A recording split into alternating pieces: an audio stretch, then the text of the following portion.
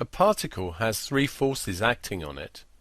F1, 4I plus 3j newtons, F2, minus I plus 4j newtons, and F3, AI plus bj newtons.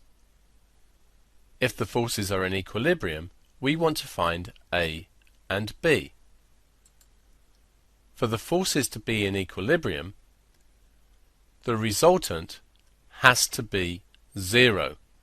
So the sum of the three forces will be 0. If we add the three forces, F1 plus F2 plus F3, we know that this sum must be 0. So forming the sum, 4i plus 3j we can write as a column vector as 4, 3,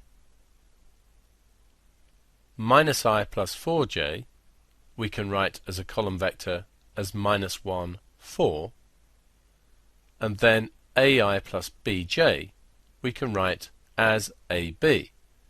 Since the sum of these must come to 0, it must be equal to the vector 0, 0. If we now look at the top, 4 take away 1 plus A must be 0, so 3 plus A is 0, and this gives me that A is equal to minus 3.